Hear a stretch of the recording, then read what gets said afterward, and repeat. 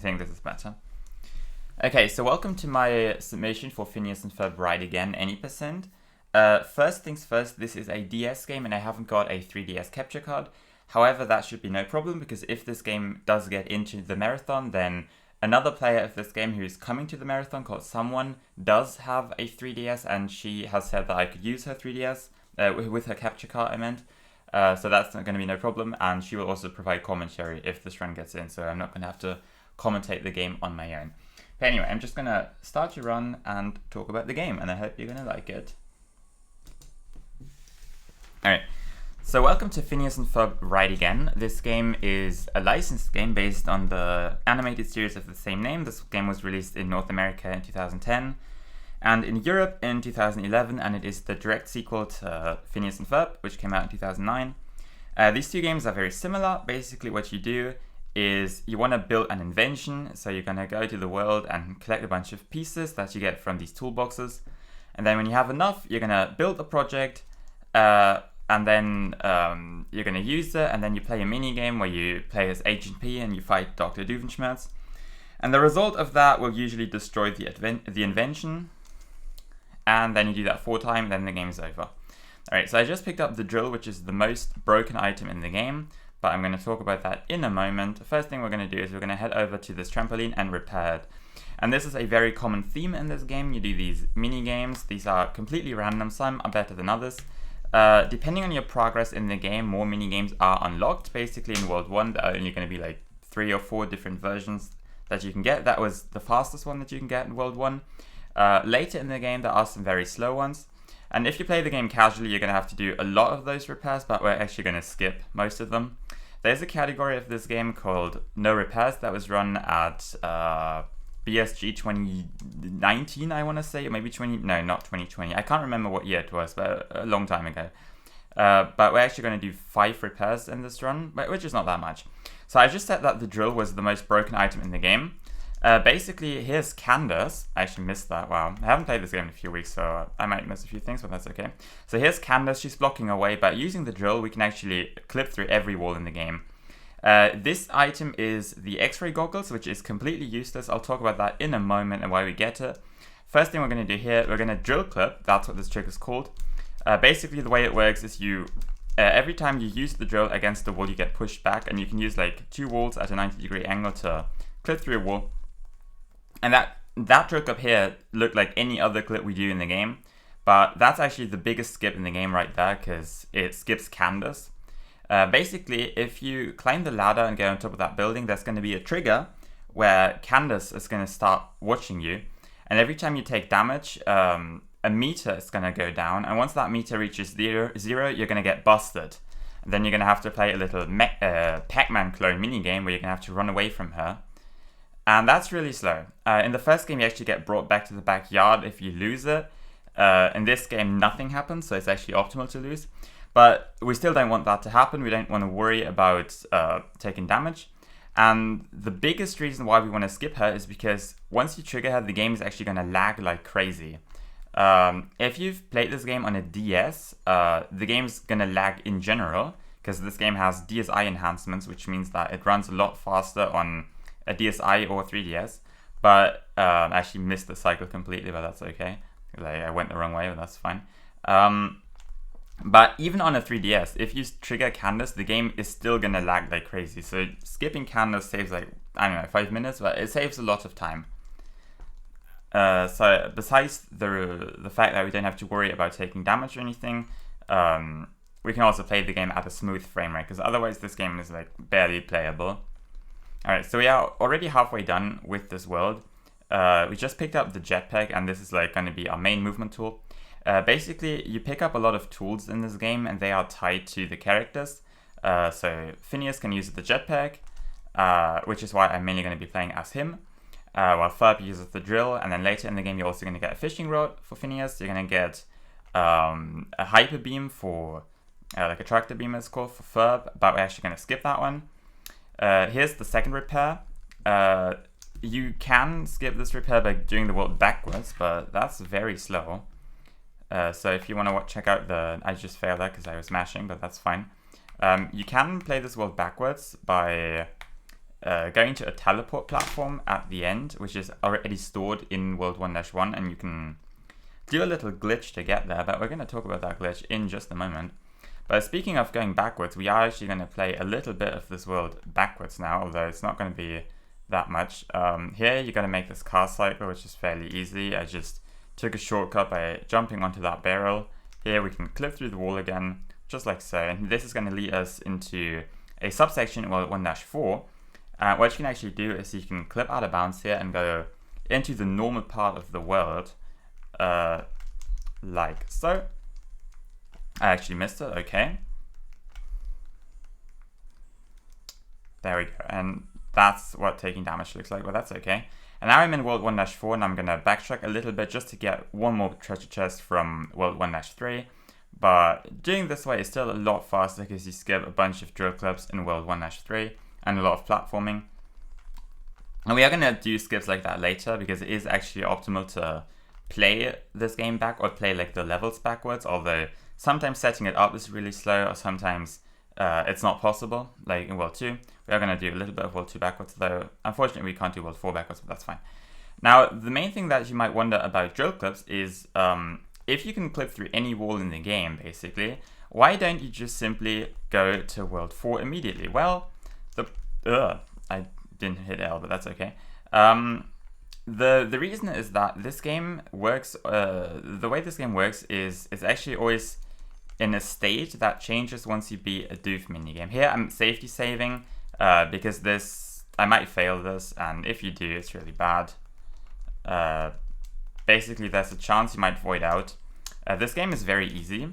A lot of tricks are very precise, and learning them is a bit difficult. But if you know what you're doing, you shouldn't have to worry too much about this game. But there's always a chance of voiding out, and if that happens, that's really bad. Because the only thing you can do to escape it is you can go back to the backyard. And depending on where you were, that's going to lose you a lot of time. It might lose you up to like 5 to 10 minutes or so. And the other option would be, I did not mean to talk to her, but that's fine. And the other option would be to underflow. You got to wait for like over half an hour, and then the game's going to underflow and put you back to solid ground. But that's also really slow. So safety saving is good because if you void out, you can just load your last save, and that's a lot faster. I played that horribly. So what I'm doing right here is I'm upgrading the X-ray goggles. I've previously mentioned how the X-ray goggles are completely useless. Basically what they do is they show you your location on the minimap, and if you upgrade them, they also show you the locations of the toolboxes. Which means that for speedruns, they are completely useless. However, we still have to get and upgrade them, because if we don't, the game is going to crash once we upgrade anything else, and we are going to upgrade the jetpack. We are only going to do 2 more upgrades. We're going to upgrade the jetpack, and we're going to upgrade, the skateboard. You can skip the skateboard upgrade, but it's slow to do, so we just upgrade it. And because we still have to upgrade a lot of things, we have to unfortunately get the X-ray goggles and upgrade them. I've actually been working on a no upgrades category, and it does work, but currently it still requires 2 underflows, so it is very slow because 1 underflow takes half an hour. Anyway, we just completed World 1. As I was talking about earlier, the way this game works, I stopped because I had to talk about voiding out and safety saving and underflows and whatever. But basically, you're always going to be in a certain state, and that state changes once you beat a Agent P minigame. And what you can actually do is you can clip into a later world and get chests from there. But the way it works is that all of the toolboxes operate on a universal counter. And basically, the first 8 you get, whatever they are, gonna count towards the 8 toolboxes from World 1. And then you gotta beat a minigame to actually be able to pick up chests for World 2. Also, you want to hit A there, not start, because you don't want to pause the game.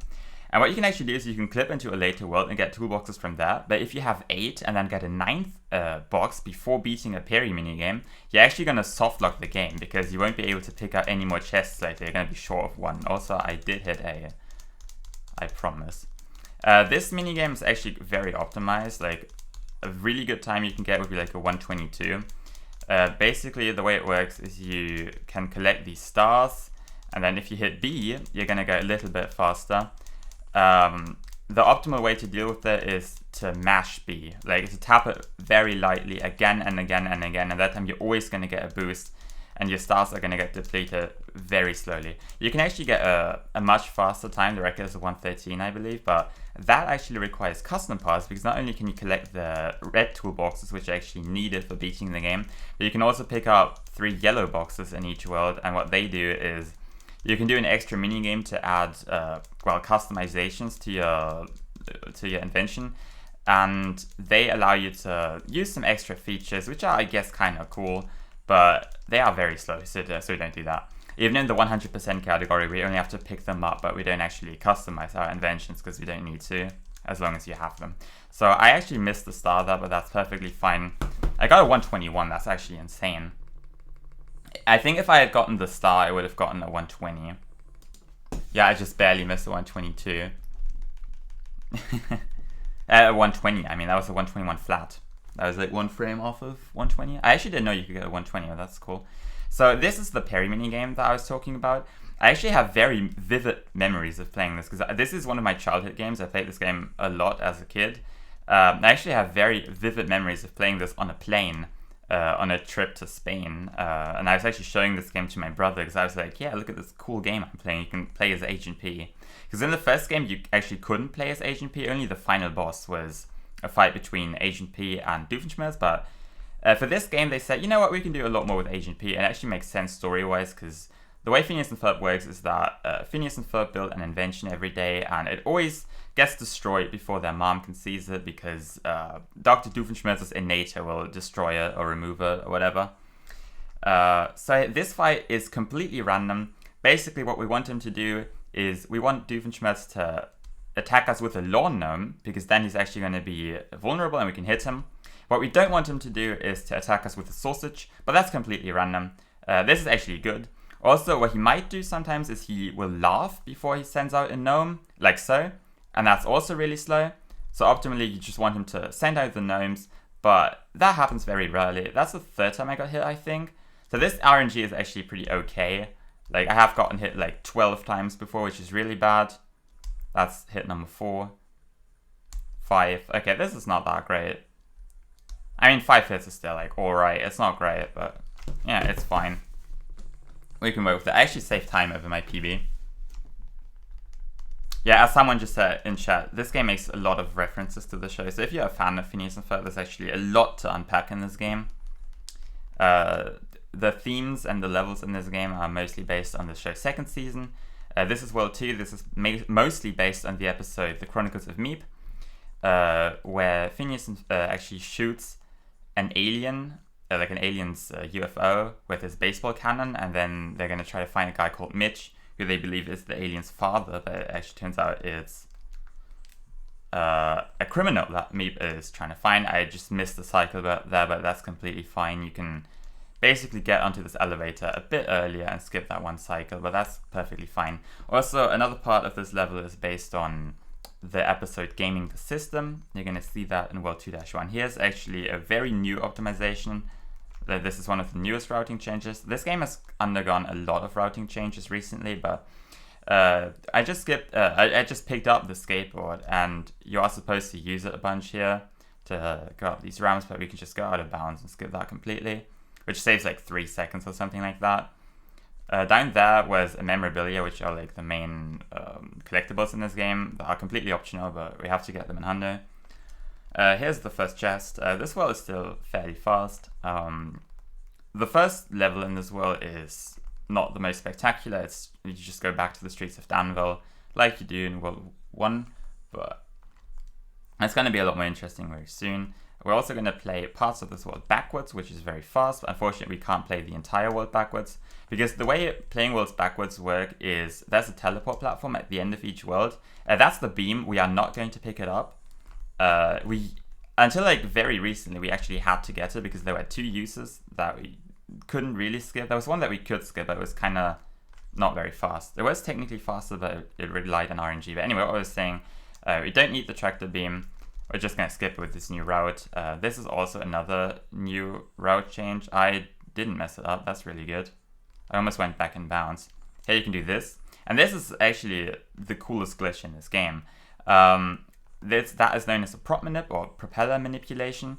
Here's another drill clip that's very precise. Basically, there's a tiny wall to our right, and we can drill clip off of that like so. The way prop manip works is whenever you die, the game brings you back to the last coordinates that you stood on, but only solid ground count. So for example, the balloons that you just saw don't count as solid ground. So if you die on those, you're actually gonna get brought back to a solid ground like I'm standing on right now, for example. However, the game only stores the X and Y coordinates, but not the Z coordinates. So if you stand underneath a higher ground that you can actually stand on, and then you die, the game has put you back to the higher ground. This, you can just get through the door. That's just the game being very well made. Normally what you're supposed to do is you're supposed to use the beam to move that crate onto the switch to open the door, but you can just get the chest through the door, no glitches required. And you're going to see those prop manips a lot. Here we're actually going to use the skateboard for the first time. You can actually skip those ramps, but it's slightly shorter. Here's another situation where Candace is going to block your way, but because we're playing this world backwards, at least world 2-3 and world 2-2, we don't have to worry about that. Basically, the way it works is we just use that prop manip to get into a later subsection that we're supposed to get to from world 2-3, and we can just use that to go into world 2-3 and play the world backwards. So now I'm just going to run through the world, don't have to worry about any walls or obstacles, and it's a lot faster. That was actually a tiny micro optimization there by switching to Ferb, because now if I switch back to Phineas, I'm going to start from where Ferb was standing. Otherwise I would have started from the left pump, and that would have been like a second slower or so. Yeah, that's the ladder tutorial. Normally the ladder was a bit earlier, but we just skipped that with that one skip that I just did. Okay, so here we're actually going to upgrade the jetpack, and this is the reason why we had to get the goggles and upgrade them, because if we don't, the game is going to crash after this minigame. That was actually really good, very good RNG. Actually, you can get a perfect minigame where you don't have to move anything around, but the odds of that are very low. It's like 1 in 400, and I've played this game a lot, but that's never happened to me. But yeah, we're only going to do one more upgrade. Like a year ago or so, the route was looking very different, and we actually upgraded a lot of items. Now we skip most items or skip most upgrades, which is really cool. Like, this game has undergone a lot of development this past year or so. Now we're going to go into World 2-2, and this is a reference to the episode Gaming the System, where Phineas and Ferb create a video game called Run, Jump, Duck. I actually haven't played this game in a few weeks, so I completely forgot when to jump there, but that's okay. Overall, this game is fairly consistent. I might miss a few things just because I haven't played it in like a while, but it's fine. It's actually kind of difficult to create an estimate for this game because your average run is going to be very close to your PB most of the time, but sometimes if you mess something up and you void out, there's a chance you might lose like 10 minutes, so I am going to safety save. In a few scary positions, though, there are only like 2 spots or so where it's actually required. Not required, but where I would actually like to go for that. I feel like I am fairly consistent at most sections in this game. So yeah, this Run, Jump, Duck section is actually very fast if you come from the right. Normally you're going to have to do a bunch of repairs, but we're going to skip all of that. In fact, World 2 has no repairs, meaning it is the most consistent world because it has no RNG. There are only 2 minigames in World 1 that we do, and 2 in World 3. There is another one in World 4. It used to not be a part of the route, but it actually got routed back in for a reason I'll explain later. Here, it's actually optimal to use the jetpack immediately because those trampolines are going to launch you very high into the air, but you can cancel that by hovering, which is faster. It's almost done. We're only going to get one more toolbox from over here. This is also the main reason why we can't skip the skateboard. Like, we can skip basically all skateboard uses, although it's kind of slow, but there we can't skip that. Actually, we might if we come from like the left and the right, but it'd be kind of slow. Maybe there might be a no upgrades category, or like no skateboard category at some point, but I don't see that happening, honestly. Also, thank you for the sub. Now this here is actually a prop manip that I'm kind of bad at. Basically, you want to clip into the building and then jump out like so. I found that switching characters and then jumping immediately makes it a lot easier. Like, for some reason, if I switch characters and wait for a brief moment until I jump, I actually miss it. I don't know how that works. Sometimes these prop menus feel kind of random, and sometimes the prop menu will work if you jump in a specific spot, and sometimes it won't work if you jump like slightly further left or further right or so. Now we're actually not playing the game backwards anymore. We're back in World 2-3, and now we're going to just go through the rest of the world as intended, except not really, because we are going to skip most of it, but at least this is the intended progression. Now we are actually in Mitch's spaceship. The weird thing is that the invention that we're going to build is that spaceship that we just used to get here, but we are still going to build it. Okay. Here we're going to clip into... Okay, we're going to clip in here. Okay, maybe not. Let's just do one more clip just to be sure. And now we're going to hover into this death plane, and this is going to take us all the way up that platform. The routing here used to look a lot different very recently because the beam upgrade is higher up there, so we had to do some platforming to get to the upgrade and then get back here, but the beam got routed out entirely, so we don't have to do that anymore, and that saves a lot of time in this section. And we're almost done with World 2-4. I will not worry about safety saving anything because this is a very consistent world. I think I might do some safety saves in World 3 because it is a little bit scary, though I haven't really messed up in that world in a long time. Here you can actually jerk up on that purple floor, but it's kind of difficult because the floor is moving. So if you just jump on that trampoline, it's actually very consistent. This trick is kind of dumb. We're going to clip into the fence and then try to die at a very specific spot. And if you're like slightly too far right, I think that was too far right, so this might not work. Like you want to be in a very... Yeah, that's not going to work. So you want to be like kind of to the right of the fence, but it's still a bit in the fence. There you go, that might work. Yeah, so speaking of this world being consistent, that trick unfortunately is very precise. Someone, I do not know what you mean. I'm not really looking at chat right now because I'm doing this submission video. So sorry if I ignore your messages. I'm just going to focus on the game and do commentary. But yeah, this game has changed a lot recently is what I'm trying to say. Now we're just going to clip one more time here. That's a very easy clip, and we're actually going to clip into that room and get the last piece. And that's what 2 done. I actually had a lot of time saved in my PB, so I'm also going to save time again. Yeah, honestly, the craziest new strat is the beam skip. I still lost a lot of time. I could have saved like 20 more, but that's okay. Okay, so now we're going to build the spaceship. And this game is kind of boring. The first one, the skateboard game, is actually kind of fun because you can optimize it.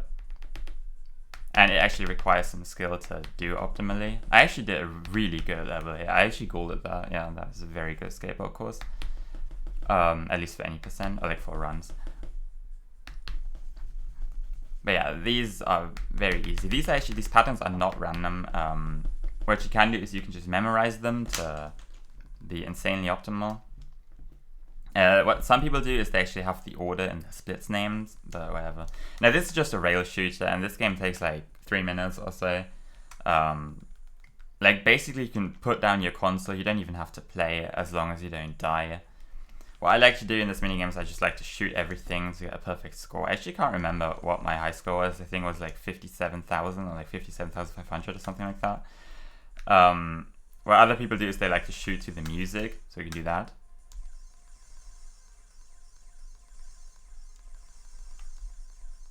Like that. It really doesn't matter, you just gotta get through this. And that's like the annoying part of this game, is that it does have a fair share of auto-scrollers. If we could somehow skip the auto-scrollers, this game would be a lot faster. It's actually just on the brink of sub-hour. The current record is 1 hour 2 minutes, but it's actually not optimal. Like, even with the route that the record uses, you could get a 101, and that's a new route that saves like a minute, which is the route that I'm doing right now, so you could get it 100, and then by playing perfectly and getting really good RNG, you might be able to get sub-1, so I believe it is possible. Someone just needs to do it. So yeah, I was gonna say we're approaching the end, but it's not true. You can actually see your progress on the top screen. I'm only in the middle of the course. Normally I don't really pay any attention here because you don't need to.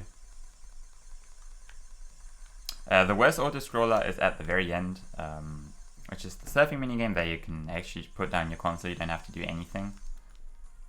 Although the third one, which is minecart game, that's actually going to be quite interesting. At least one thing that's going to be quite interesting. The rest is really boring. But yeah, it's just something you need to get through. It might be nice to get a break from running the game, but I would prefer if we could just play the game with no interruptions. Yeah, at least these minigames are a lot more interesting than the ones in the first game, because in the first game, all of the games were basically just reskins of a roller coaster game, and they were all the same, they just looked different. And the annoying thing about the first game was that you had to pick up a bunch of stars on the way, and you had to get a minimum amount of stars to be able to progress, and you actually weren't able to get enough stars in one go, so you had to play these games several times just to be able to progress. And one change that they made for this game is that you just have to play the game once. You can lose, it doesn't matter, you just need to get through it. So here's actually one strat that you can do. If you start mashing, there's a massive boulder here. If you destroy it really quickly, the game's just going to end. Normally, the way it works is you're just going to have to fly through it, and then the game will end a bit later, but the way it works is it's going to end as soon as that rock is going to be destroyed.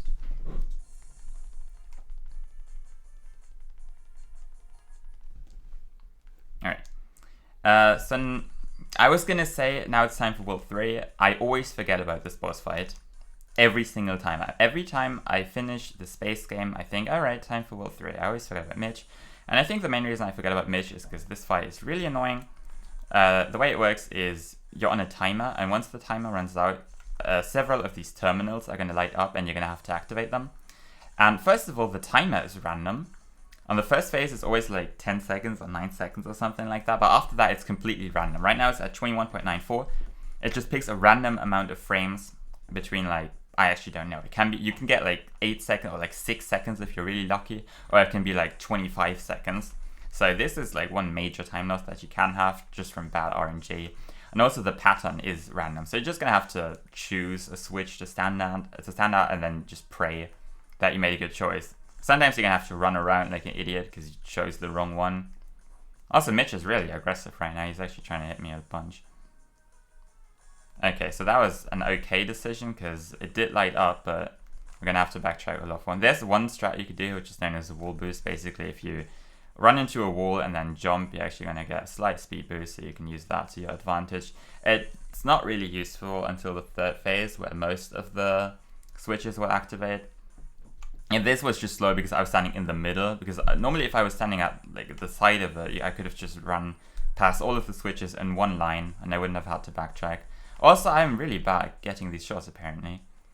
So now the third phase is supposed to be a little bit more difficult because there are these lasers here. You can just get hit by them, but it really doesn't do any damage, and you get a lot of iframes. Actually, my timer was pretty good there, so...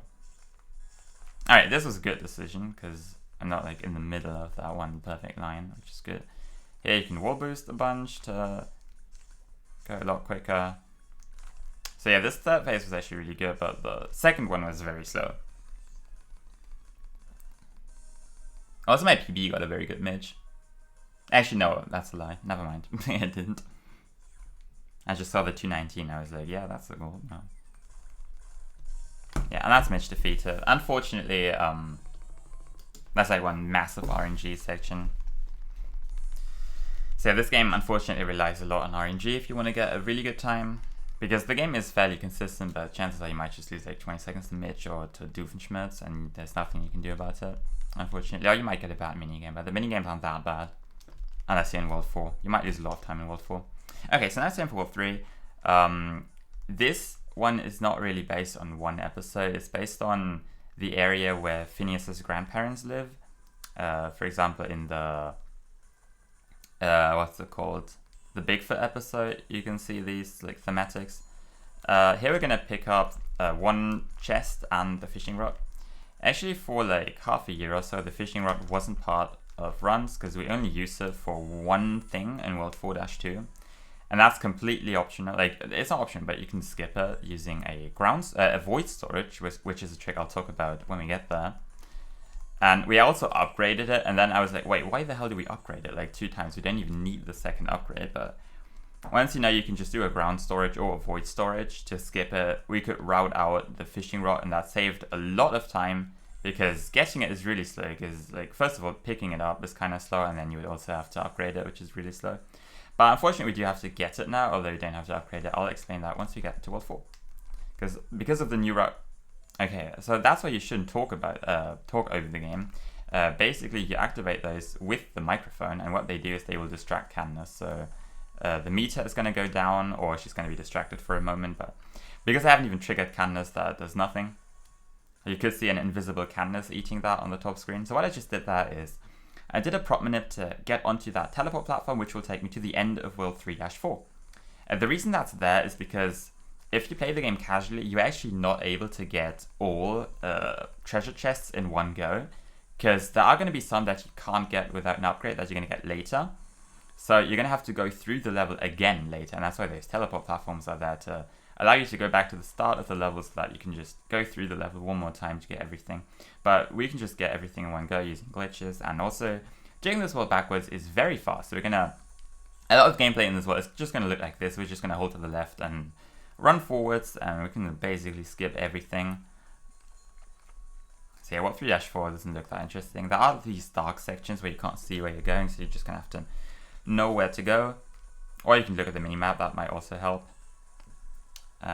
Here's one of those sections where you can just double jump there, and then I actually got hit, but that's okay, you can just jump again. So here's a repair skip. The method that I'm going to do is suboptimal. There is a faster version, but I am not the most confident at it, so I just prefer to do this. In PB attempts, I would go for the faster method, but just for safety of the run, and also in the marathon, I would just go for this strat. This is actually like 3 seconds slower than doing the repair perfectly, but as I said, the repair relies on RNG. So if you get a really good minigame, you are going to save time over doing the strat, but if you get a slow one, you're going to lose time. So we figured that it's going to be worth it to skip it like that, although the fastest method for doing that skip actually does save time. The reason that it's slow, like the method I was doing is slow, because the way prop manips work is that they will take you to, like, they can't take you through invisible walls. So that's the really high invisible wall. So it's gonna take me all the way up until I can finally go forwards and across the invisible wall, which is why that's slow. And here's one repair that we can't skip. The only way to skip this is hilarious. You're gonna have to do a trick with Candace. Basically, you're gonna have to trigger Candace, and then you're gonna have to die. Basically, you're gonna have to clip. Okay. You're gonna have to stand under the chest where you want to go, and then die. And then Ferb is gonna get taken there. You're gonna have to trigger the mini game and then complete it, or just lose, which is optimal. And then you're gonna get taken to where you want to go. But that's really slow. Like, that's the last thing you do in no repairs. Actually, you trigger Candace at the very end. Here we can upgrade the drill, but we don't have to. Basically, what the drill upgrades does is they allow you to destroy like bigger rocks. Basically, with that upgrade, you can destroy the green rocks, and then later, or like the one with the green X on it, and then later you can also destroy the ones with the red X. But we don't have to do that. So here's another skip that replaces an older strat. You could just do a ground storage where you stand in a corner further left and then just die, and it's going to take you up very high, but we figured it's actually faster to clip over here. That was a bit slow, but that's okay, I still made the cycle. And this is going to take us to a subsection in World 3-2. You can clip into this from World 3-2, but it's kind of slow, so it's actually just optimal to do like this, I believe, at least. Well, that might be wrong, but whatever. Here I'm actually going to do a little optimization like so. I don't know where I'm going. Actually, that was a safety. So normally I like to go to the left there, but I wasn't exactly sure where I would go because I was falling, so whatever. Here you can actually walk on the invisible floor. That's an invisible wall here that prevents you to go that way, but there is ground there, so you can just walk on that. This is one of the slow mini games. You can also skip this repair, of course, because there is a no repairs category, but we have timed it, and skipping it is slightly slower. And I think maybe it would save time, like a little bit of time over this game. Actually, not sure. I might have tied this. So. Even if that is a slow minigame and I'm horrible at tracing, I still did well. Like, it's fine. But that's just like one time loss you might get in this world from bad minigame. I actually got really lucky on the first one, although I did not play that very well. I actually missed my double jump, and that's kind of scary. Whatever. You don't want that to happen, but that's cool. Yeah, this level has a lot of clipping. This, I think when I learned the game, this jump was a bit scary. There you would upgrade the beam, but we don't have to do that anymore, luckily. I'll explain that in World 4, because there are only 2 uses where we might need it, but we're going to skip both of them, which is really cool. I actually wasn't sure if I made that, but okay. Now, it would be hilarious if I did avoid that. Maybe I should safety save at a few spots, but nah. I do feel confident to be able to get through this without voiding out.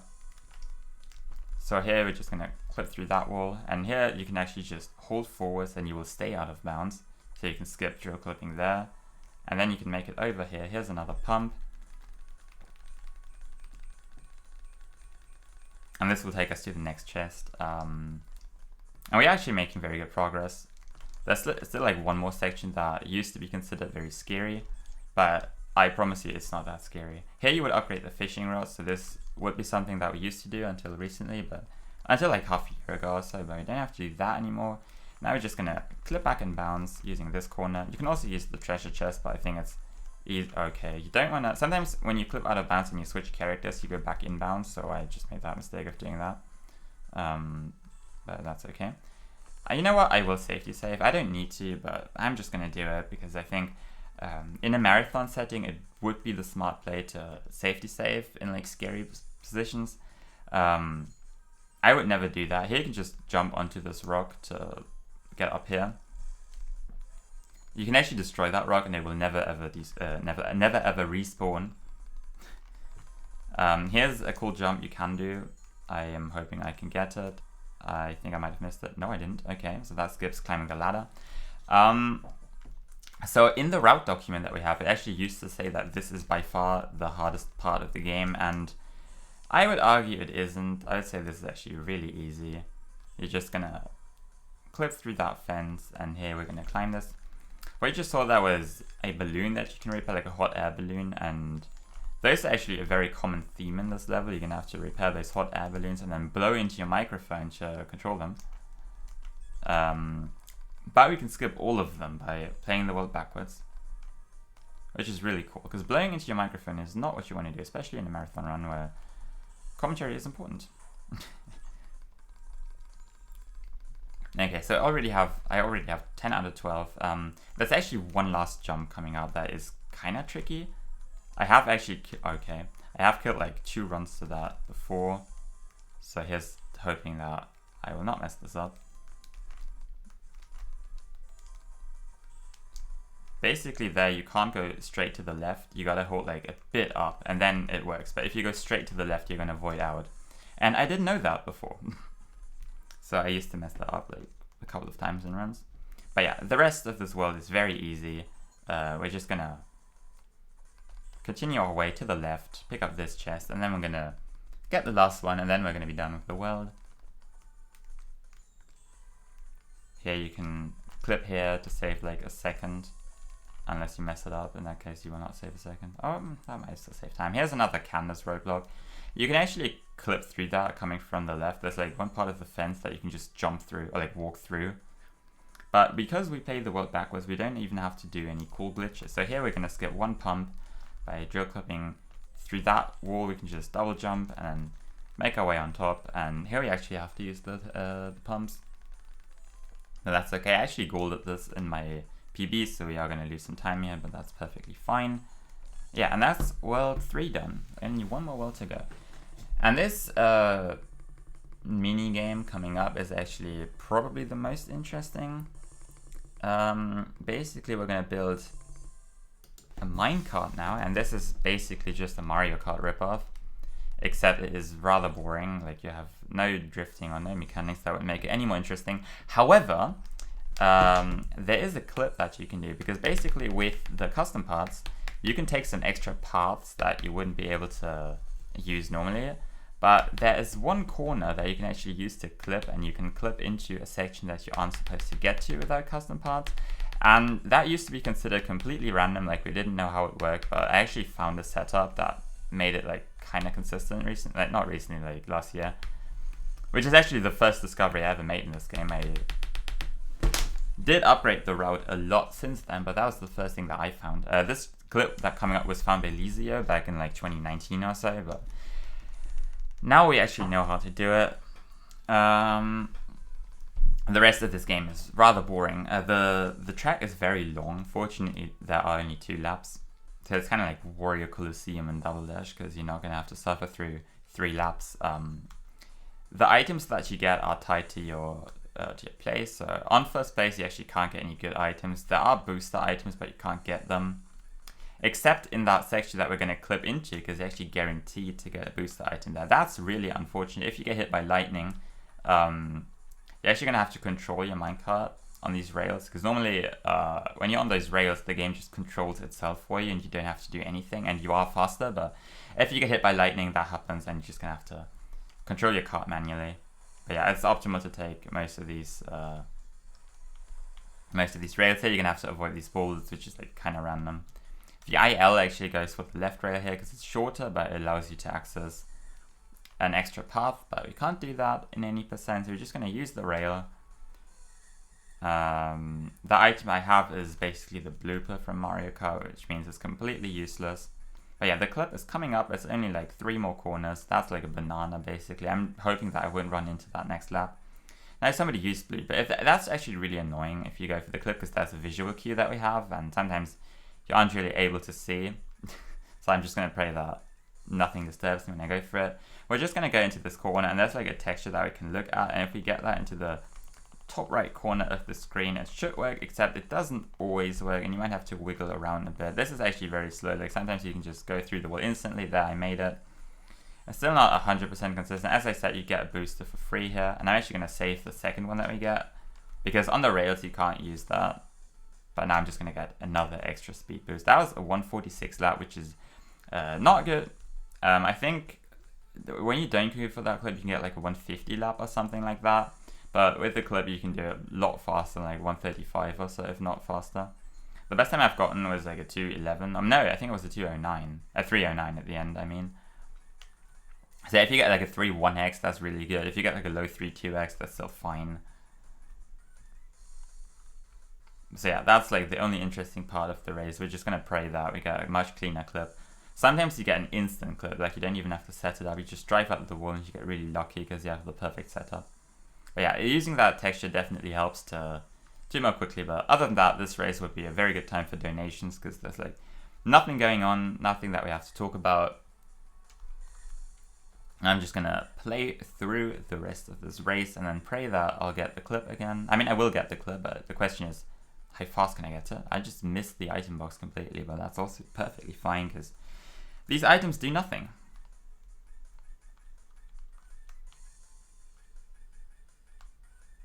Also, it's actually optimal to hug the walls because that doesn't stop you anything. So you can actually cut these corners very tightly if you do that. Alright, so here's the second one. Okay, got that really quickly. That's good. Okay.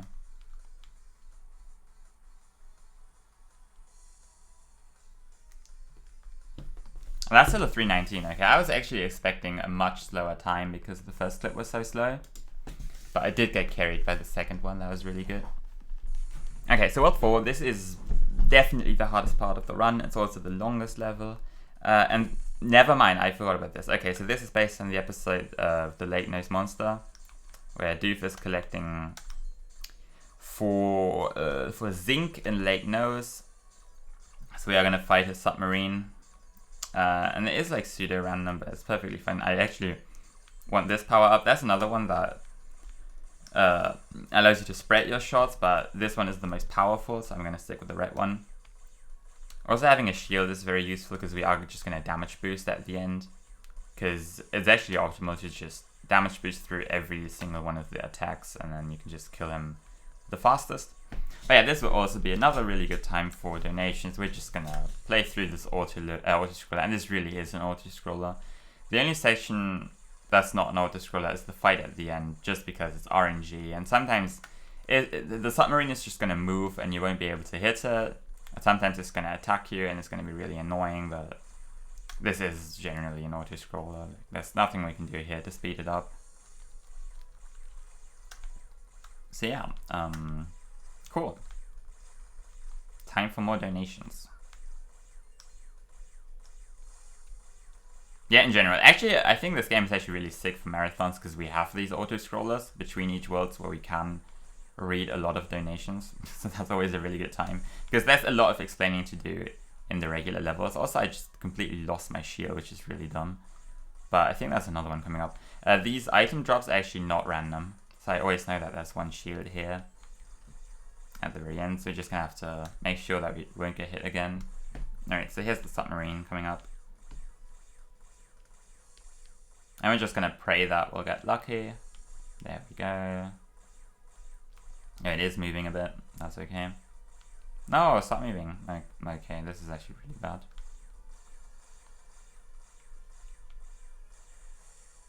There are 3 attacks that you can do. You can shoot those bullets, you can shoot that laser, you can dash at you. Okay, I lost like 6 seconds there. Hello, this is a donation from First Name, a bunch of numbers from the Netherlands. First time watching, second time donating. Good luck on the run. Alright, thank you for the donation, First Name from the Netherlands. Okay, so World 4, this has changed a lot very recently, like 2 months ago. Like in early January, I actually made a breakthrough discovery here, which is really easy if you think about it. So I don't know why we never thought of that earlier, but there's a new route here that allows us to completely skip the beam. The first thing we're going to do is a glitch known as void storage. So remember prop manips, you can actually do that by sending a character into the void, and then if you bring him back while not on solid ground. Actually, I am completely stupid because I am dumb. Okay, first thing we're going to do, actually, we're going to get this piece, and this is the only reason why we want to get the fishing rod, because we want to repair this one trampoline because we have to use it, unfortunately, and that's why we need the fishing rod. It's only one use, but it's fine. That's actually the perfect minigame. That's the fastest minigame in the game. It only unlocks in World 3. So you can actually skip this minigame. You can just jump onto the rocks and get up. Unfortunately, we are going to do a ground storage, and it's impossible to get up there without touching the ground. Because what you want to do is you want to like get up and then die, but you will have to land on the ground up here unless you use the trampoline. Right now it doesn't matter. So basically what I just did was I sent Ferb into the void, and then if you go on like one of those propeller platforms, which do not count as solid ground, and bring your character back, it's going to take you to the last stored coordinates, which is up here. And now we can just get that, and that skips doing a repair.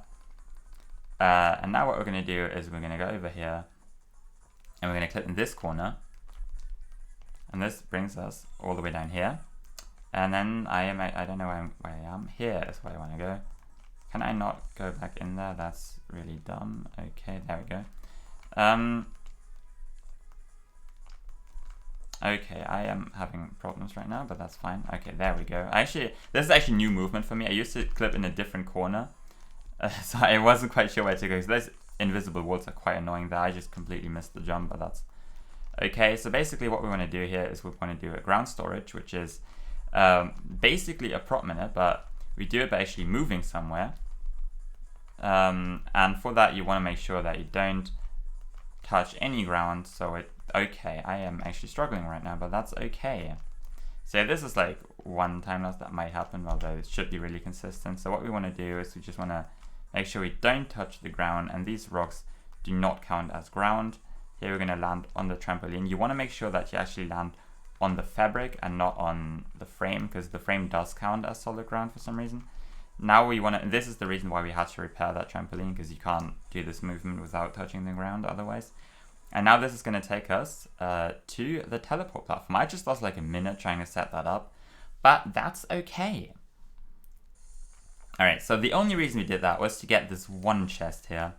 And now we are going to go back to World 4-1 and do the rest of the world as normal. The only reason we did that is because normally you're going to have to use the hyper beam when you get there to lower a platform to be able to get to that chest.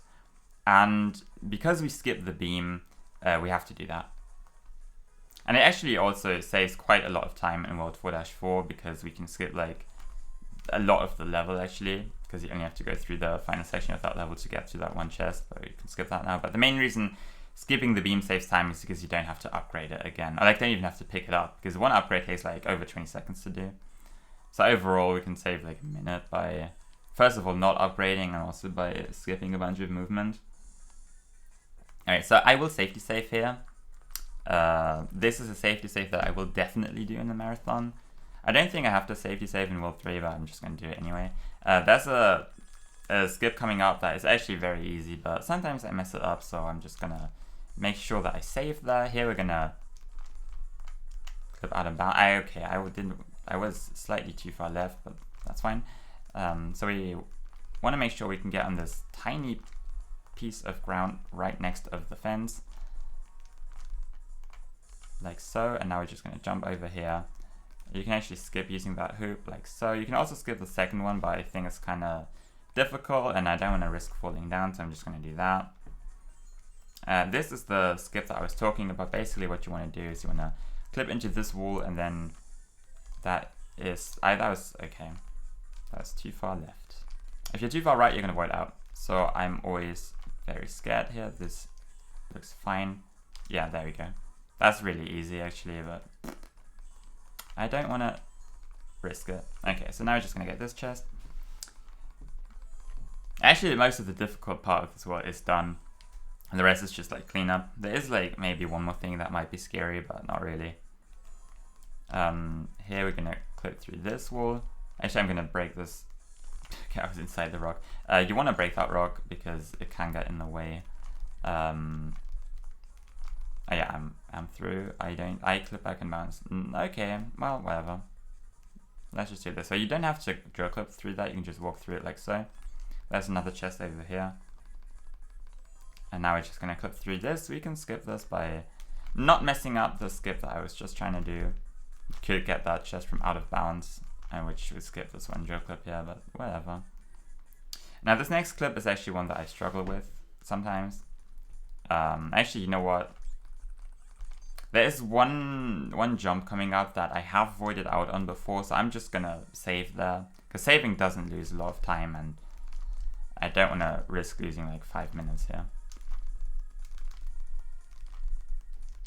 The game always lags when you drill, so that makes drill clips a lot more difficult sometimes, and apparently when you look at the camera, the game lags more than when you face away from it. So sometimes what I like to do is I like to go to the other corner and clip there, because that feels a lot easier. But you can also do it like so. Yeah, this is a very precise, not really precise, but you want to make sure that you get all the way to the left, because otherwise you're going to void out. Here we are going to upgrade the skateboard. You can skip this, but it's very slow to skip. So we are just going to upgrade it because it's not that slow. Because skipping it takes like several minutes to do, because you're going to have to do like several ground storage, not ground, actually, let me think about that. You're going to have to do a ground storage and a void storage. So that's cool. Actually, no, 2 void storages now that I think about it. Okay, now you actually don't need the upgraded skateboard for that jump. In fact, there are only 2 uses for the upgraded skateboard in the run, and they are in World 4-2. They allow you to scale cliffs now, so we can defy all laws of gravity now, and you can just go up a cliff. Here's a swaggy skip that saves like 0.6 seconds. If I don't mess it up, you can just... Okay, I am not... Okay, whatever. I would have had to drill clip one more time. I wasn't quite sure if I was exactly out of bounds and I was still like in the middle of the wall. But basically what you can do is you can clip through that and then go to the right and then just jump into the death plane on the left, and that skips using that pump. And this is what we actually need the upgraded jetpack for, upgraded skateboard for.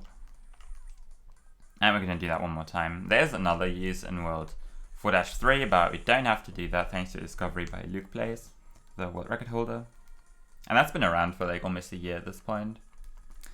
So this is like the one use that we used to have with a fishing rod. Basically you would have to use the skateboard to go up those cliffs, and then you would have to use the fishing rod to... Actually, let me sure I can kill Ferb. That's kind of scary because the floor extends very far away there, and you don't want to void out yourself, but you can just do that. Kill Ferb, bring him back, and it's going to take us all the way up there. Like, you would have to use the fishing rod to get up to a higher platform, which the level 2 fishing rod allows you to do. I think it's called the high-tech rod or something like that. Or that might be the level 3 one, I don't know. But you can just do that, and this gives a lot. I can just get that chest from out of bounds. I hope I'm still out of bounds. I am. Now we're just going to go all the way to the left here, and we're going to jump like here and get into the loading zone. Alright, so this is the subsection of this world. We are now in world 4-3. Here's a jump that's actually kind of... I want to say it's precise, but no. Actually, when I started running this game, I left a comment under the world record asking about this trick in particular because I couldn't get it to work. But it's actually really easy. You just want to clip twice and then double jump. And that's pretty cool. Alright, so now we are going to clip into this fence over here. I did not make it. Okay, there we go. Actually, you will clip back in bounds once you open that chest. But that's fine. There you would upgrade the skateboard one more time, but we are not going to do that. That was like the first routing discovery that I made, that you can just skip that entirely. I took damage there because I double jumped immediately. I didn't mean to do that, but that's okay. So yeah, now we are in world 4-3, and now we are going to do a section of this level backwards. Okay.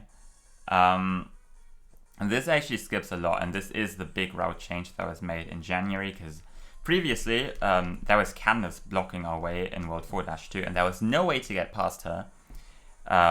Like, we tried everything. It was impossible to do. There was one way that still used the beam, and it was not very fast. But then one day in January, I discovered, wait a second, you can just drill clip in the subsection and go back into the regular part of world 4-3, and that saves a lot of time. Actually, this drill clip is kind of scary because you can void out very easily here. So I'm actually gonna focus here, and I'm gonna try very carefully to actually get it. All right. Yeah, I did that very slowly just to make sure I don't void out. So yeah, that first of all skips Candace, and it also lets us completely skip the beam, which is really good, and that allows us for a route that saves like a minute. And it also skips doing a good chunk of world 4-4 and of world 2-4, so that's really cool. So yeah, the rest of this world is like kind of uneventful. Now we're just gonna clip through this wall over here and get through the door. That was 3 attempts. It's supposed to be like 2 attempts, but that's okay. Now here, coming up, okay, I swear I hit L. Like, you hit L to switch characters. I swear I hit it, but okay. Maybe that was a bit too late. But that's fine. Here you would use the level 3 skateboard, but we can skip it by just clipping through the ramp, and then these actually have collisions, so you can just stand on them. And then you can just do like this movement, and then you can skip using the skateboard, like skip upgrading it. And it does save time. Like, the movement across is slightly slower than using the skateboard, but because you don't upgrade it at all, you still save time. Like, actually a bunch of time. Actually, that cliff is like the main reason why we can't do world 4 backwards, because we can kind of doing a very difficult skip. But you can't get past that cliff. Okay, here we are gonna go into this building, and then we're just gonna jump into the water over here. And this is gonna take us all the way up onto the rooftop. This is chest number 11 out of 14. You can actually just walk through this wall. There are a bunch of walls that you can just walk through. A lot of them require Ferb because his hitbox is like bigger or smaller, one of those. Like, Ferb's hitbox allows you to go through like several walls, but there you can actually use either character. This world is not very spectacular. There is like one more trick coming up that is kind of scary. That actually used to be considered like the most difficult trick in the game for a while, but not anymore really because of the new stuff. But like, now we actually kind of understand it, and it's not that difficult anymore. Here the height of that prop millip also kind of depends on where you die. Alright, so now I'm gonna clip here. This is another hyper beam use that It's very easy to skip. Basically, you want to use the hyper beam to lower that platform, but you can also just jump across and on top of it. And it is faster than using it. So now we're just gonna maneuver through this dark section, go all the way to the right. I would say this is the trickiest dark section, but not really. Now it's just one more drill clip for us, and then we're in the second part of the 4/4. This next chest is completely free. It's right here. And this jump coming up is actually impossible to do with the level 1 jetpack. This is like one reason why we can't do, like we can do no upgrades, but this would actually require us an underflow, at least with current knowledge. So yeah, but if you have the level 2 jetpack, aka the rocket pack, I believe it's called, you can just jump across. Actually, we just skip the upgrade for the space. I think it's the space pack. The last one is called the space pack, where you don't need it at all. It was in that dark section. So we're just gonna clip all the way into the fence, go like slightly up, then down, and hover. And that's gonna allow us to hit the death plane. That's actually really scary. That's the other trick that I asked about in that YouTube comment. Yeah, but it's really easy if you know to hover. So that's the last chest. We just skipped a good chunk of World 4-4 by going into the world backwards from World 4-1. And now we are basically done with the game. We just need to build the final invention and then be Doofenshmirtz. So yeah, this is actually the best part for donations, because this minigame plays itself. You don't have to do anything. You have to dodge a few things at the start, and then you can put, okay, I just dropped my stylus almost. And then you can just drop your console and return like 2 minutes later. It's actually more than 2 minutes, I believe.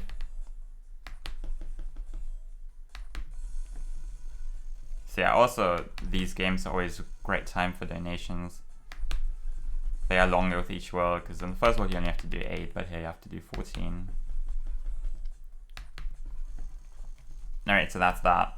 The minigame is very uneventful. Basically what you want to do, or what the game wants you to do, is to go for like high scores, because you're going to surf and you can actually do a bunch of tricks, and depending on what trick you do, you get a different amount of points, but it's slow. So we're just going to avoid all of those waves, and then we also need to dodge these logs here. It's not really logs, it's just like, what's it called, like driftwood? Yeah, and now you can just put your console down. It's actually really funny. If you stay on the left side here, you are going to clip through a wall later. But yeah, you don't have to do anything. You have to go up those waves, but you don't have to do any tricks. I guess in a marathon you could do tricks, because it doesn't really matter, and you can maybe show off the messages. Actually, another fun thing, the language for this game does not matter at all. Like, I just play in English, because why not? But there are 5 languages on the European version, which are English, German, Dutch, Spanish, and Italian. There's no French. But what you might be able to do is you could make like a donation incentive or something like that to choose the language, because it doesn't matter at all. Like, I know someone showed off the Dutch messages on her run like a few years ago. So yeah, if anyone wants a certain language, we can definitely do that. Here you can just clip through the wall like so. And yeah, now we're just going to wait until the minigame is done. It's like 2 minutes. We can read a lot of donations here if we don't want to show off the tricks. I mean, we could do both actually. I don't need to talk over them. So yeah, it's a cool game. I'm actually going to lose a lot of time on the split, because the fixing part was really slow. But it's fine. We're still going to get like 107 probably. Yeah, I don't know what to make the estimate, because this would be a very bad run actually. But as I said, even your average run, even a bad run, is going to be like fairly close to PB. Like, I haven't played in a few weeks, so I was fearing that I might mess something up, and I was a bit slow in a lot of things. But even when you are kind of rusty at the game, it's still impossible to lose a lot of time. Unless you void out. In that case, you're going to lose like 10 minutes, depending on where you void out. So you just want to safety save a bunch, and then you're going to be good. So I guess I could make this like 120 in case something goes very badly, but that doesn't happen. Here you can wall boost again. This is based on the episode Atlantis. What we're going to do is we're just going to kill these piranha plants, And this is actually the part of the game that I am the worst at. The green ones take 1 hit, the blue ones take 2 hits, and the red ones take 3 hits. And what you want to do is you want them to group up so that you can attack them all at once. It really helps going to the top here because they're all just going to spawn over here, although that's usually just the first room. But yeah, if we're lucky, they're all just going to come to me. And in that case, I am going to save time, but it's not guaranteed. Like, I am really bad at this. Like, the world record holder always gets like a time here that's like 20 seconds better than my average. Like, I would need to get like insane RNG to get an okay time here. Also, mashing is actually really bad because Agent P is going to do like a lot of rapid attacks that don't really do anything. Also, using the counter at the bottom is very helpful because even when a plant is dead, it's still going to be there because the death animation is very slow. But okay, using the counter helps as a reference for if a plant is dead or not. This is actually the most annoying room. Like, the first one is fine, the second one is fine, but here you might get very unlucky. But yeah, you just want to slash at them. You can also use the hat, but it's kind of slow. And you would have to get a very good shot for the hat to actually work or be useful. Yeah, you're just going to have to slash these plants a bunch. So yeah, so if people come into chat right now, they're probably going to wonder what the hell is this game. Actually, this isn't the worst. Is it? No, it's actually kind of fine. That one's going to die and that one's going to die. Actually, this is definitely better than my average. Yeah, I saved like 15 over my average, honestly. Maybe a bit less. So this is a cutscene that you can't skip, but this fight is very easy. I actually think casually it's kind of difficult because there's a lot going on and norm bots are going to attack you, but if you know how to do it, it's actually free. You just want to slash him at the start, and then you're going to stand here and you're going to wait for the plant to attack you, like so, and then you can just walk up to Doof and hit him once he lands. Sometimes the depth perception is a bit hard and you're not going to slash at the right spot, but that's perfectly fine.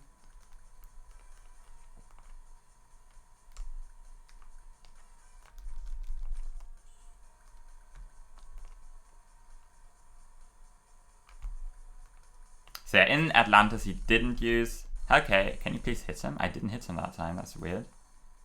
That's really weird. Whatever.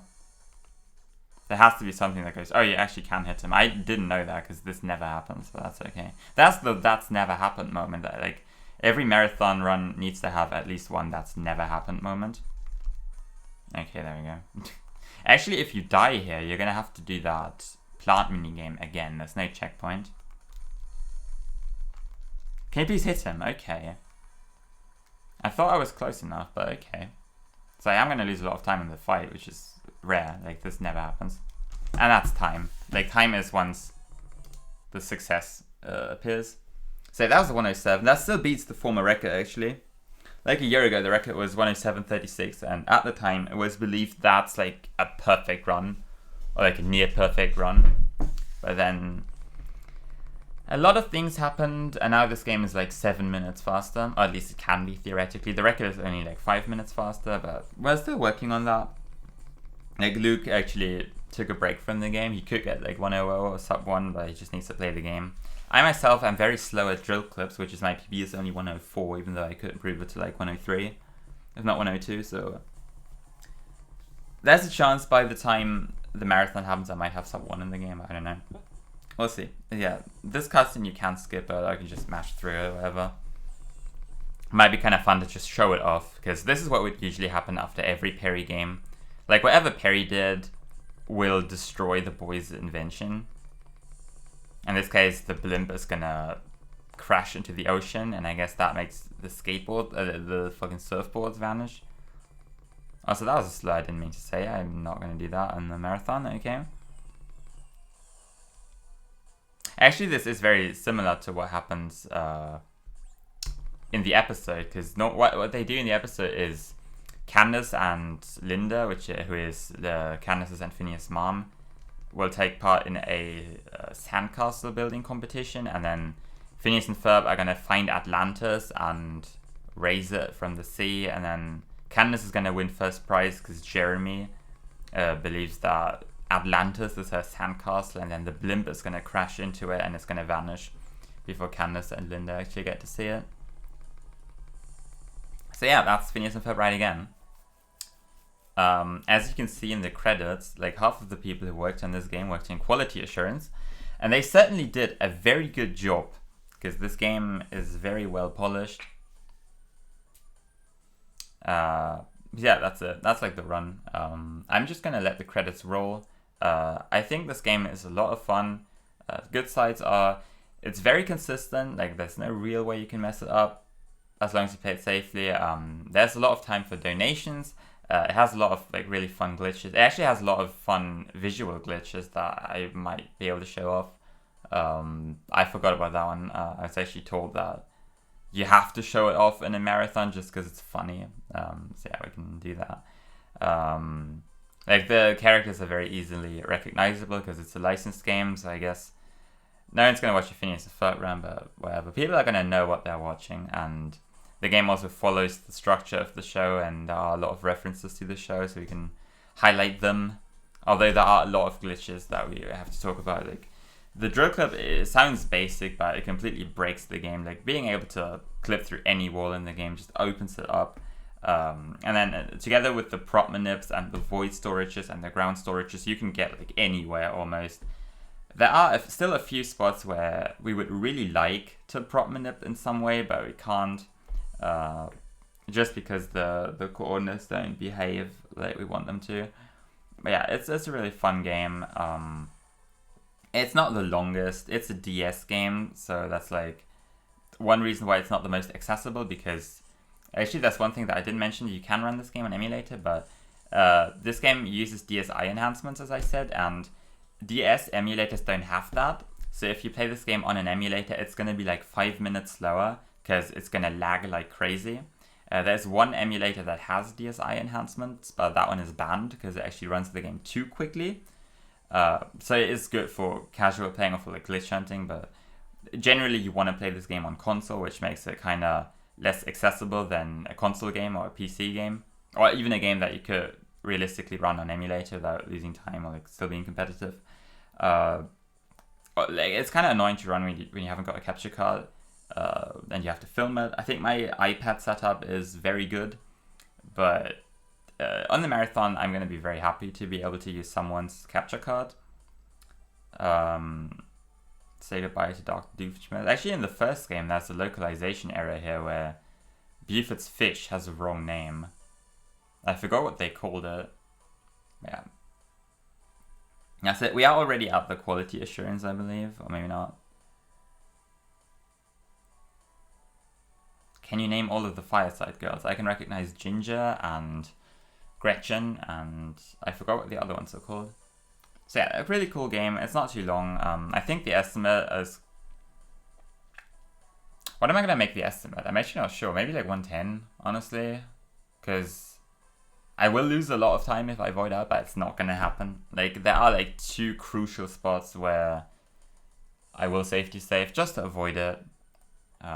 Well, like to avoid the big time loss, so I might make it 115 just to be sure, but honestly this is the worst run I've had in a very long time, because normally you would get like a 105 or 106 even if you play really badly.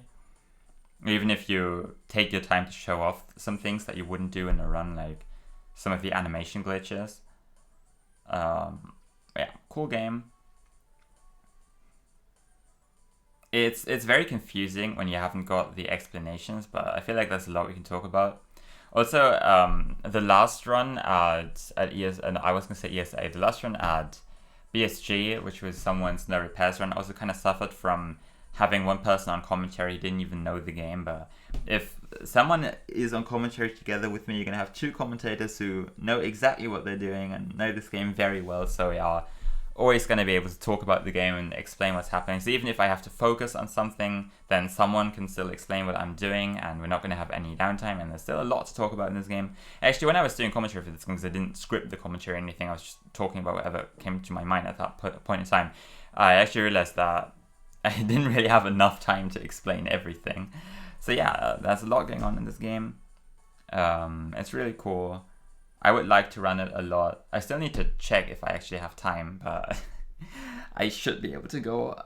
I need to check one thing because I might have to take care of the guinea pigs and the cats during that week because I think my parents might be gone on vacation, but we should find a way to do it. So yeah, these codes, by the way, they do nothing. We still don't know what these codes do. This game has a cheat code system, but you can't input anything with the 102. Yeah, the game has a lot of explanation, that's right. It's actually crazy, because this game has like 2 main glitches, which allow us to beat the game in like an hour.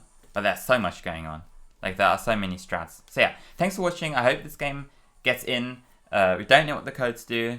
Also, this game has a bunch of memes, or like we could do a bunch of references from the show just to create like first-class jokes during the run. People are always going to say, where's Perry or whatever. But yeah, thanks for watching, and